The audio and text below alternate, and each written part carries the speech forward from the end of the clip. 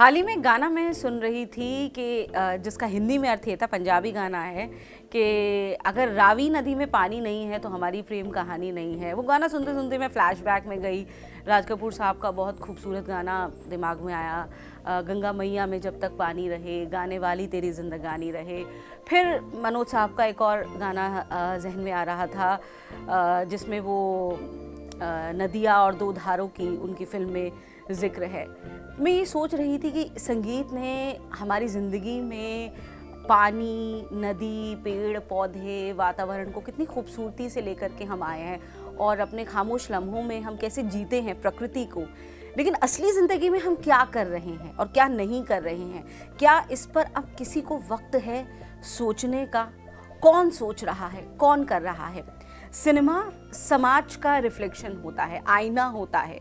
जो हो रहा है ज़िंदगी में वो दिखता है और उसे उस लिहाज से, उस ईमानदारी के साथ लेकर आना एक चुनौती है। इस चुनौती को किसी ने लिया है और वो लेकर आए हैं सिनेमा में। बात एक अंक फिल्म की कर रहे हैं। एक अंक, वन नंबर। एक अंक कहते हैं क्या कर लेगा, लेकिन एक अंक से होती है गिनती की शुरुआत। इस फिल्म का टाइटल ट्रैक है। कौन सी गिनती की शुरुआत हो रही है? जब हम पर्यावरण पर आई इस बेहतरीन फिल्म की बात कर रहे हैं, जो नदियों के संरक्षण की बात करती है, जल संरक्षण की बात करती है, उसके साथ जुड़े मानवीय अस्तित्व की बात करती है। हमारे साथ है फिल्म की स्टार कास्ट। आप सभी का बहुत बहुत स्वागत है। हमारे साथ इस वक्त फिल्म के निर्देशक हैं प्रभात कुमार साहब। हमारे साथ हैं रमनकांत साहब। आप इन्हें रिवर मैन ऑफ इंडिया के नाम से जानते हैं, नहीं जानते तो हमारे शो में आप जानिए। रमनकांत जी हैं इस फिल्म को बनाने की प्रेरणा दरअसल जिनके जीवन से मिली है। पुनीत है जिन्होंने बहुत खूबसूरत संगीत इस फिल्म में दिया है, और युजवेंद्र हैं इस फिल्म में आपको बीजू के किरदार में वो दिखेंगे। तो क्या कहता है उनका किरदार, उस पर भी बात होगी। सबसे पहले बात प्रभात जी आपसे, बहुत आपने एक यूनिक लेकिन एक चैलेंजिंग सब्जेक्ट लिया है। कमर्शियल सिनेमा में जब आप ऐसा सब्जेक्ट लेकर के आते हैं तो अपने आप में एक चैलेंज बन जाता है। प्रेरणा रमनकांत जी से मिली, लेकिन कब इस प्रेरणा की शुरुआत हुई और इसे एज अ फिल्म एक आइडिया के तौर पर लाने की और इसमें जीने की बात आपने सोची? सबसे पहले तो ये कहानी के बारे में बात करेंगे। जैसे कि अभी मैं कोकराझार आसाम से बिलोंग करता हूँ, तो वहीं पे एक छोटा सा गांव है, पाट गांव बोल के, वहाँ की मेरी पैदाइश है। तो मेरा लाइफ क्या है ना, पूरी नदी के किनारे गुजरी है। नदी हमारा सहारा था और है भी अभी भी, और वहीं पला बड़ा बचपन से ही। तो बाद में हम लोग शिफ्ट हो गए बंगाल में, फिर उधर ही सेटल हो गए। फिर काफ़ी सालों बाद एक बार गांव जाने का दिल किया, अपना पैदा हुआ हुआ जगह में। तो जब गया तो मैंने वो नदी देखनी चाहिए जहाँ पे मैं पला बड़ा, तो देखा मैंने नदी को कि चलो जाके नहा लेता हूँ, एक बार डुबकी लगाता हूँ। तो जाके देखा तो वो नदी नहीं थी। इतना कचरा भरा हुआ, पूरा पूरा पूरा गंदगी, हाँ पूरा नाला बन चुकी थी। तब बड़ा ही दुख हुआ कि मैं तो उधर का पानी पिया हूँ, बड़ा हूँ। वहाँ की बहती हुई लकड़ी को इकट्ठा करके मैं आर्मी कैंपों को बेचता था। तो ये सब थी स्थिति। तो बहुत ही दुख हुआ कि अभी जाके नहा नहीं पाया। तो देखा कि भाई ऐसे कैसे, तो दिल में एक I as a film maker कि नहीं ये गलत हो रहा है। और क्योंकि आगे के काफ़ी शहर वाले ऊपर से जो भी गंदगी करते थे वहाँ पे अटक जाती थी। तो देखा तो दिल चाह के मैं पूरे एक ही रात में साफ़ कर दूँ, लेकिन नहीं, हो नहीं सकता, संभव नहीं है। तो मैं बोला मैं अकेला क्या करूँगा, लेकिन फिर सोचा मैं कुछ कर सकता हूँ, लोगों को अवेयरनेस के लिए कुछ कर सकता हूँ। तो मैंने ना एक शॉर्ट फिल्म बनाने की सोची। एज ए फिल्म मेकर मैं फिल्म से ही समझा पाऊँगा। तो एक कहानी लिखी, तो उसमें कहानी में मैं डूब गया। भाई हाँ क्या है, एक हीरो चाहिए, शॉर्ट फिल्म। फिर शॉर्ट फिल्म लिखते मज़ा नहीं आया कि नहीं भाई ये बड़ा मैटर है, क्योंकि ये प्रकृति के साथ खिलवाड़ हो रहा है। क्योंकि नदी तो पृथ्वी के नशे हैं, क्योंकि उसमें पानी नहीं बहेगी तो सूख जाएगी, और सूखेगी तो अकाल आ जाए, जीवन ही नहीं रहेगा। तो नशे में ब्लड सर्कुलेशन की तरह पानी भी नदी में सर्कुलेट होना चाहिए। तो फिर फटाक से अभी फिल्म मेकर हैं तो वो दर्द लेके और एक जुनून, आप जैसे पूछ रहे हैं कि रिक्स, तो रिक्स मेरा प्यार है और प्यार में तो सब रिस्क लेते हैं नदी के साथ। तो शॉर्ट फिल्म से फिर एक पूरी फीचर फिल्म बनाने का आइडिया कैसे? हाँ जी, वही बता रहा हूँ। तो शॉर्ट फिल्म फिर बोला शॉर्ट फिल्म कुछ नहीं, कुछ लोग देखेंगे नहीं, स्किप कर देंगे, नहीं फीचर फिल्म ही बनाऊँगा कि इस विषय में पूरे जग को जानना है और हिंदी ही करूँगा। तो सोच लिया, सोचने बाद पिक्चर फिल्म करना है। फिर उसके बाद में मेरी R&D शुरू हुई है कि भाई यहाँ क्या क्या है, यहाँ की नदी ऐसी है तो फिर शहरों की कहाँ कहाँ की कैसी है, पूरा R&D किया क्या क्या क्या। तो करते गया तो मैं ही चिंतित हूँ या और भी लोग, तो मुझे और भी लोग मिले। तो उसमें सबसे बेस्ट रमनकांत जी, जिनका मुरा पूरा आ गया। रमन जी, किस मुकाम पर आपकी और प्रभात जी की मुलाकात हुई जब ये अपने ये कंसर्न्स लेकर आपके पास आए, और फिर कहाँ से, क्योंकि आपके जीवन से बहुत प्रेरित है ये फिल्म, और आपकी NGO लगातार इस लिहाज से काम भी कर रही हैं, तो फिर वहाँ से कैसे कहानी आगे बढ़ी, क्या क्या आपने इसमें कंट्रीब्यूट किया है इस फिल्म में? कंट्रीब्यूट तो ऐसा कोई खास नहीं है, क्योंकि सारी मेहनत आप ही की है, लेकिन जो हम काम कर रहे थे वो उसी तरह का विषय लेकर के हमारे पास आए। कितने सालों से आप ये कर रहे हैं, नदियों को साफ करने का या फिर उसके संरक्षण का जो काम है, लगभग कितना वक्त हो गया? मैं 2001 में मैंने 12th पास किया था, और 12th पास करने के बाद ही मैं इस काम में लग गया था, और बाई चॉइस मैं इस काम में लगा था। और बाई चॉइस का मतलब ये किसी का दबाव नहीं था। तो हालांकि घर में विरोध होता है, लेकिन मेरे मन का काम लगा मुझे यही करना है, तो मैं इस काम में जुट के लगभग 22 साल मुझे हो गए हैं। तो ये एक ऐसा जुनून का काम है, क्योंकि जैसे चीज़ें बिगड़ रही हैं, क्योंकि हमारा जो क्षेत्र है जहाँ से मैं आता हूँ, मेरठ से, गंगा यमुना के दोआब का क्षेत्र है, और यहाँ कहते हैं कि जब किसी के समय से पहले बाल सफ़ेद हो जाते थे, उसको कहते थे आप मेरठ जाके रहो, और वो वहाँ रहता था, उसके बाल काले हो जाते थे। लेकिन अब चीज़ें जैसे हमने अपनी नदियों को देखा तो चीज़ें बदल रही हैं लगातार, तो एक मन में दुख होता था कि इतनी अच्छी संस्कृति हमारी, इतना अच्छा क्लाइमेट। आप तो कहते हैं यहाँ दिल्ली में जैसे हम रहते हैं कि यमुना किनारे होगी सब्जियां मत खाइए, वो एक तरह से आपके लिए जहरीली हैं, इतना टॉक्सिक है उसके अंदर। ज़रा सोचिए, यमुना जैसी नदी के बारे में ये बात कही। वो बिल्कुल सच है, उसकी स्टडी हमने भी की है, बहुत सारी स्टडीज़ की हैं। बेसिकली है क्या कि जो एग्रीकल्चर रनऑफ आता है उसमें पेस्टिसाइड्स आते हैं, तो एक स्टडी हमने की थी, तो स्लज, सोयल और उसका पानी, तो सेम पेस्टिसाइड तीनों में थे। उसमें पोप्स थे, परसिस्टेंट ऑर्गेनिक पोल्यूटेंट्स, उसमें डायल्ड्रिन, हेल्ड्रिन, हेप्टाक्लोर, BHC, ये सब डेडली हैं। एक बार आपके शरीर में चले गए तो 100 साल तक बने रहते हैं, एयर के साथ फ्लाई करते हैं, पानी के साथ बहते हैं। तो ऐसे पेस्टिसाइड वेजिटेबल्स में आ रहे हैं, तो वो तो डेफिनेटली वो हमने ही स्टडी की थी। उस समय कृषि मंत्री पवार साहब हुआ करते थे, बड़ा हल्ला मचा था पार्लियामेंट में। तो लेकिन ये दुखद है कि जिन नदियों के किनारे हमारा समाज बसा, पला, बड़ा, विकसित हुआ, और उनके प्रदूषण के कारण, हमारे संस्कारों में नदियाँ देवी हैं, और आज उनके प्रदूषण के कारण वहाँ से वो समाज उजड़ रहा है। तो एक तरीके से पूरा ड्रास्टिक चेंज है, एक हमारा मानसिक गुलामी की तरफ हम जा रहे हैं। हम क्या कर रहे हैं ये हमको सोचना पड़ेगा। जो ये फिल्म की स्टोरी, तो फिल्म की कहानी आपने क्योंकि देखी, इसकी स्क्रीनिंग एक जो हुई, फिल्म की कहानी को आप अपने जीवन के साथ कितना जोड़ते हैं, और जो फिल्म में कोशिशें दिखाई गई हैं, आपके जो प्रयास रहे हैं, उस लिहाज से फिल्म की कोशिशें कितनी ईमानदार हैं और कितनी इंटेंस हैं? देखिए 100% ईमानदार कोशिश है, क्योंकि जो मैंने स्क्रीनिंग देखी है, शुरुआत ऐसे ही होती है, क्योंकि जब तक कोई डिजास्टर नहीं आता है, और कम से कम किसी ने शुरुआत की भी, कोई उठता नहीं है। वो जब एक व्यक्ति उठता है, क्योंकि मैं सोचता हूँ अगर मैंने अपने गांव से ये प्रयास ना शुरू किया होता तो मैं आज आपके सामने इंटरव्यू में ना बैठा होता, या मैं अपनी नदी को पुनर्जीवित ना कर रहा होता। तो शुरुआत बिल्कुल सही मैसेज के साथ हुई है। एक अंक कैसे बीजू एक अपना डंडा लेके चलता है, और उसके साथ फिर 2, फिर 1000 ऐसे लोग जुड़ते हैं, और नदियों का काम भी ऐसे ही होगा। अभी जैसे देश में बहुत अच्छे लोग नदियों पे काम कर रहे हैं, हर जगह कर रहे हैं, लेकिन जब वो एकजुट होंगे, और ये एक बात हो रही है इसमें, फिल्म का संदेश जब सरकार के पास जाएगा और समाज के पास जाएगा, क्योंकि ये काम समाज और सरकार दोनों के मिलने से होगा, ना समाज अकेला कर पाएगा ना सरकार कर पाएगी। तो इस फिल्म का बहुत अच्छा संदेश उस सेंस में है बाद में, क्योंकि सरकार भी समाज के साथ जुड़ती है। बिल्कुल, ये आपने बहुत सही कही। हमारे साथ हैं फिल्म में बीजू का रोल निभा रहे यजुवेंद्र। यजुवेंद्र, मैंने देखा फिल्म का वो पोस्टर जिसमें आप खड़े हुए हैं अकेले डंडे लेकर, कहीं वो मुझे उसमें दशरथ मांझी वाली झलक भी दिखी, कहीं मुझे वो आमिर खान के लगान की भुवन वाली झलक भी दिखी। यानी कुल मिलाकर के वो लोग जिन्होंने पुरोधा बनने का काम किया, अकेले एक जज्बे के साथ वो चले हैं। तो अपने किरदार के बारे में बताइए, और ये फिल्म करते हुए कितना आप इस सब्जेक्ट से इंस्पायर हुए हैं, ये भी हम जानना चाहेंगे।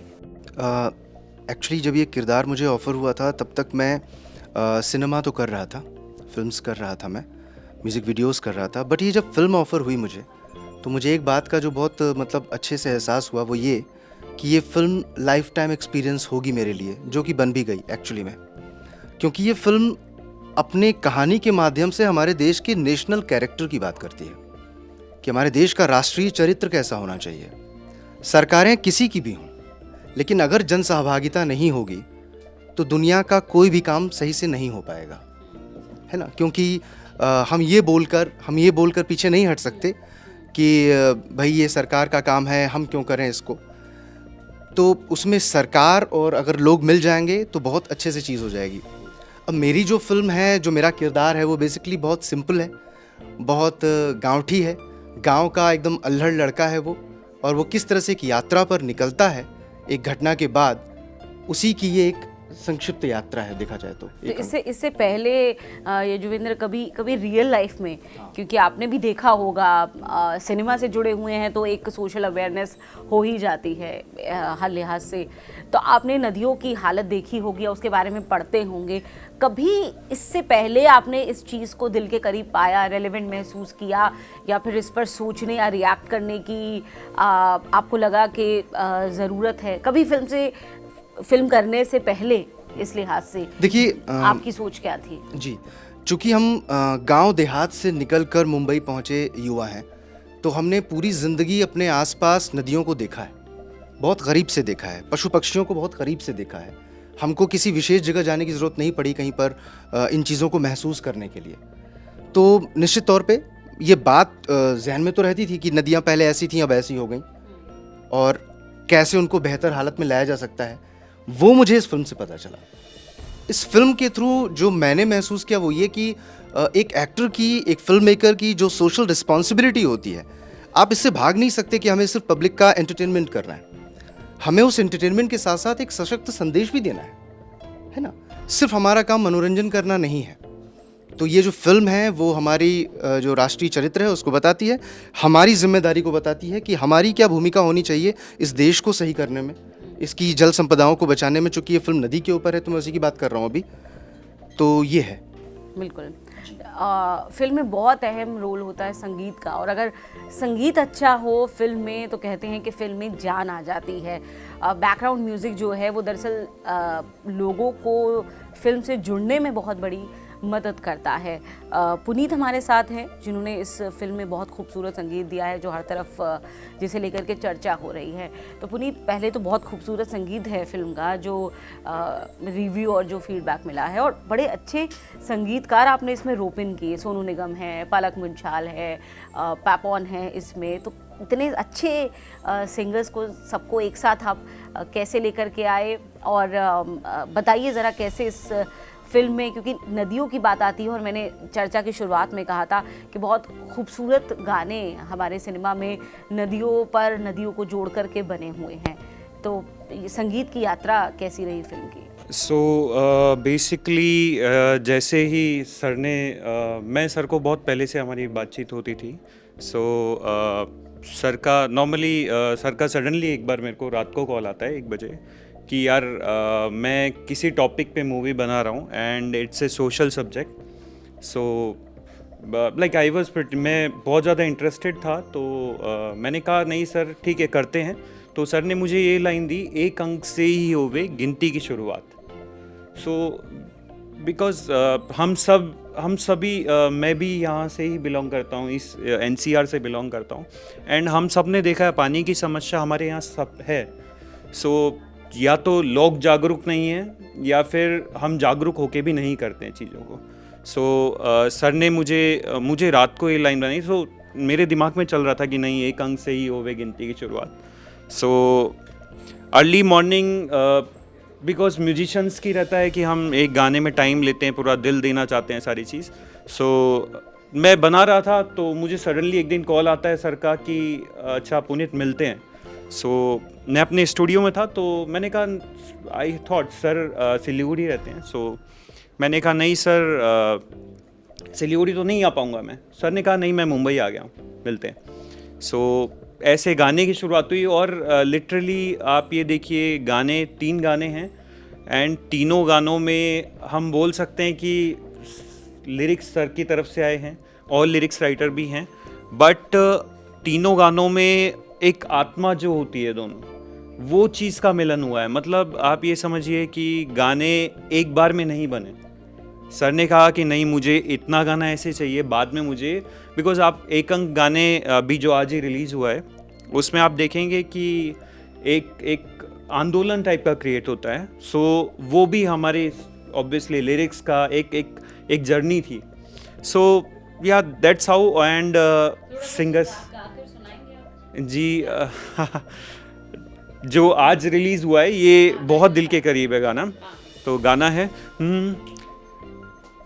एक अंक से ही होवे गिनती की शुरुआत, क्यों ना हम ही छेड़े चेतना के तार, जब सोच मिले चार तो होवे देश विकास, तो होवे देश विकास। ऑब्वियसली सोनू सर की आवाज़ को तो टक्कर नहीं दे सकता हूँ मैं। बिल्कुल सोनू निगम की आवाज़ में जब ये गाना आएगा, कोई बड़ी बात नहीं है प्रभात जी, 2024 में कोई पॉलिटिकल पार्टी इस गाने के राइट्स आपसे मांगे जो देश ऐसा बेहतरीन ये गाना जो है ये जमने वाला है। बहुत खूबसूरत संगीत रहा है और मैं शुभकामनाएं देती हूँ पुनीत आपको कि ये संगीत लोगों को जिस इंटेंसिटी के साथ और ईमानदारी के साथ आपने डिलीवर किया है लोगों तक पहुँचे और उनको पसंद आए। यजुवेंद्र, ऐसा जब आप एक ऐसा कैरेक्टर कर रहे हैं जो मोटिवेशन की बात करता है, क्या एक्स्ट्रा तैयारी करनी पड़ती है एक किरदार के तौर पर, कैरेक्टर की रिसर्च के तौर पर, ताकि इन सोल आप उसमें पूरी तरह से आए? क्योंकि रमनकांत जी की ज़िंदगी से इंस्पायर्ड है ये फिल्म, लेकिन सबसे बड़ी बात यह है कि आप इसमें एक मूक का किरदार अदा कर रहे हैं, यू कैन स्पीक समबडी। ये एक बहुत बड़ा चैलेंज है कि एक आदमी जो इतने बड़े आंदोलन की बात कर रहा है अपने शब्द बोलने के लिए नहीं है, लेकिन उसको दिखाना, बताना, करना सब कुछ है। ये कितना बड़ा चैलेंज था? हम लोगों ने एक्चुअली शुरुआत में फिल्म की शूटिंग से पहले एक रेकी की थी और जब मैं ऑन बोर्ड आ गया इस फिल्म में प्रॉपर सारी औपचारिकताओं के बाद, तो प्रभात सर ने मुझे बोला कि मैं चाहता हूं कि तुम रेकी पर भी चलो। और शूटिंग हमारी जो है वो झारखंड डिस्ट्रिक्ट के नेतरहाट एक जगह पड़ती है, नेतरहाट में।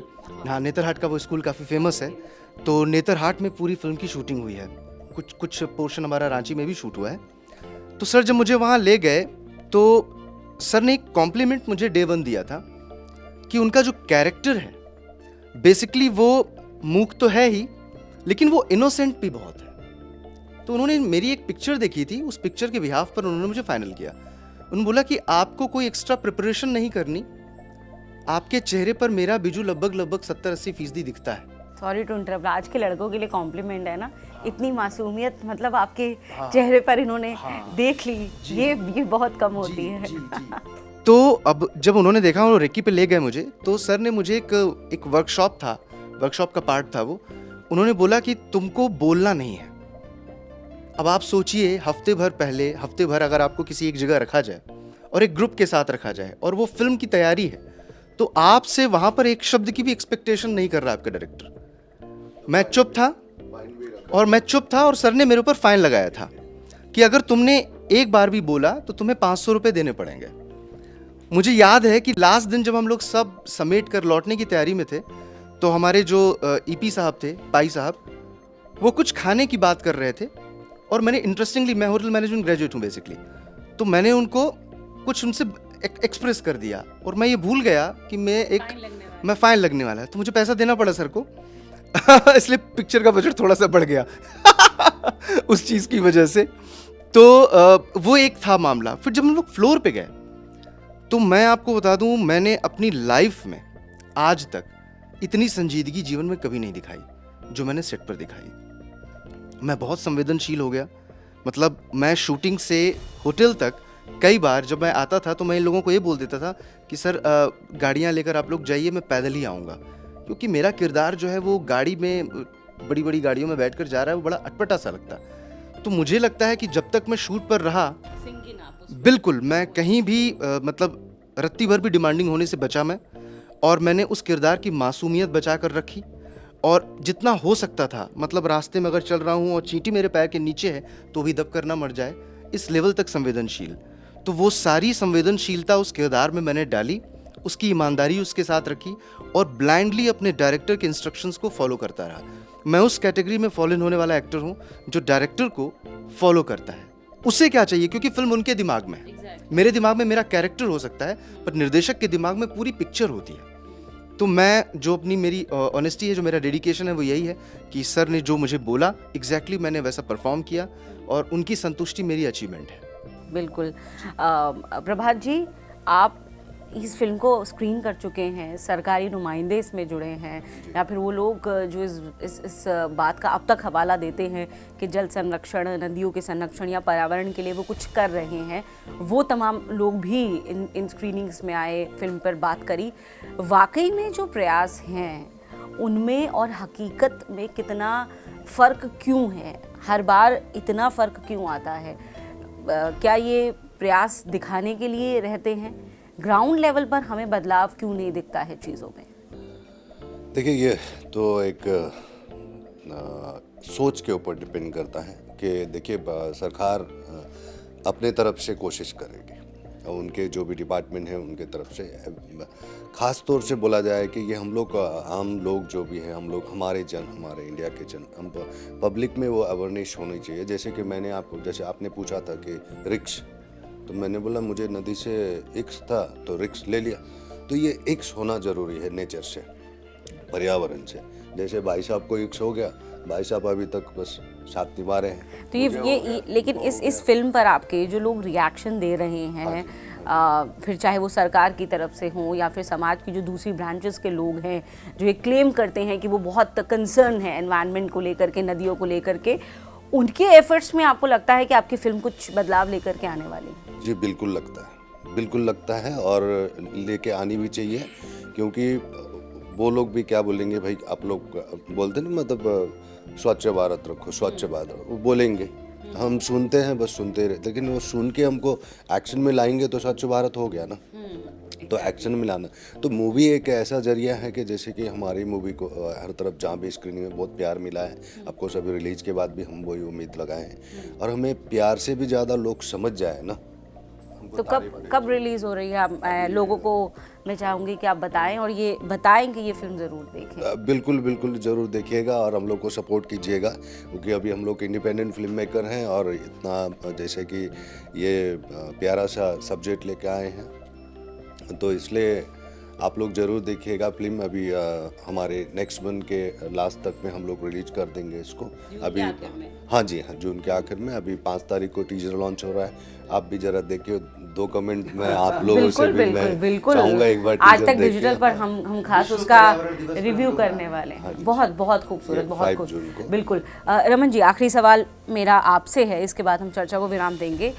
आपने अपनी ज़िंदगी का बहुत बड़ा हिस्सा, जिसे लोग कहते हैं कि एक स्वर्णिम हिस्सा सबकी ज़िंदगी का होता है, वो आपने इस कॉज के लिए दे दिया। जल संरक्षण की बात करें, नदियों के संरक्षण की, पर्यावरण की बात करें, आपने चीज़ों को कितना बदले हुए देखा है या बदलते हुए देखा है?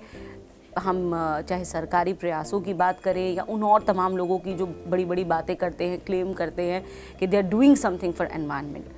इतने लगभग 2 दशक से ज़्यादा का वक्त हो गया है आपके योगदान को। क्या आप चीज़ों को बदलते हुए देख रहे हैं? कहाँ कमी है? देखिए, एक बेसिकली सामाजिक संगठन 2 तरह के हैं जो देश में काम कर रहे हैं।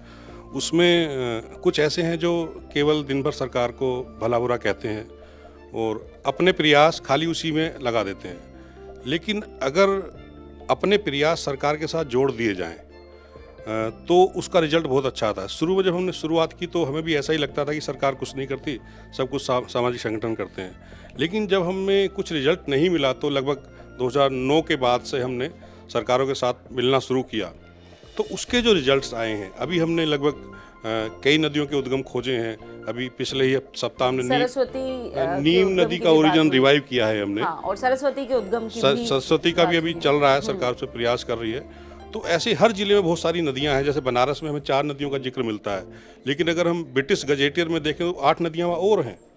तो हर जिले में छोटी छोटी नदियां हैं। तो सरकार के साथ जब समाज के प्रयास मिलते हैं तो उसका इम्पैक्ट बड़ा होता है और सकारात्मक होता है। तो इसी तरह जो भी लोग समाज का काम कर रहे हैं इस फिल्म को जरूर देखेंगे, जो नदियों के पानी के काम में है वो देखेंगे कि सरकार कैसे जुटती है। मैं इसका फिल्म में देख रहा था कि जैसे फॉरेस्ट के ऑफिसर्स साथ में आते हैं तो एक बड़ा कारवां बनता है। तो इतनी सारी योजनाएं किसी भी ज़िले में सरकार की होती हैं, मान लिया हॉर्टिकल्चर है, एग्रीकल्चर है, अगर वो सारी योजनाएं नदी के साथ आप जोड़ दीजिए, खाली आपको मीडिएटर का काम करना है तो उसका इम्पैक्ट आता है। तो मुझे उम्मीद यही है कि ऐसी फिल्म के माध्यम से जब वो सामाजिक संगठन इसका संदेश देखेंगे या सरकार के लोग भी देखेंगे तो मुझे लगता है कि वो एक ब्रिज बनाने में बहुत अच्छा एक काम मूवी करेगी। और मुझे बहुत उम्मीद है पहले के मुकाबले में, जब 20 साल पहले हम मेरठ में किसी से बात करते थे पानी की तो क्या अरे यार कहाँ तुम चक्कर में पड़ रहे हो, तो बहुत पानी है। लेकिन आज जब किसी से बात करते हैं बोले हाँ संकट तो है, नदियाँ बिगड़ तो रही हैं, तो बहुत चेंज है और लोग जागरूक भी हो रहे हैं। और छोटे बच्चों में तो बहुत अवेयरनेस है। और होना भी चाहिए। और ये समझना बहुत ज़रूरी है कि कुछ भी यहाँ हमेशा के लिए नहीं है। और ये ख़ास तौर से जो प्राकृतिक संसाधन हैं उन्हें लेकर के अवेयरनेस बहुत ज़रूरी है। और जिस तरीके से इतना संवेदनशील मुद्दा लेकर के आए हैं और उसे पूरी फीचर फिल्म की शक्ल दी है प्रभात जी ने, रमनकांत जी, यजुवेंद्र, पुनीत, ये जो पूरी टीम है एक अंक फिल्म की, मुझे नहीं लगता कि कोई भी वजह है कि आप इतनी खूबसूरत, इतने ईमानदार प्रयास और जो पूरी तरह से आपके समाज के, देश के राष्ट्र निर्माण के, वाकई में राष्ट्र निर्माण की बात करती है, उस फिल्म को आप ना देखें। तो प्लीज़ ये फिल्म रिलीज़ होगी जून के आखिर तक, वो भी आपको बताएंगे। तो ये फिल्म हर लिहाज में देखिएगा और इस फिल्म की सफलता के लिए आप सभी को बहुत बहुत शुभकामनाएं। आपके प्रयासों के लिए आप सभी को बहुत बहुत शुभकामनाएं। बहुत धन्यवाद इस बातचीत के लिए आप सभी का। नमस्कार। नमस्कार।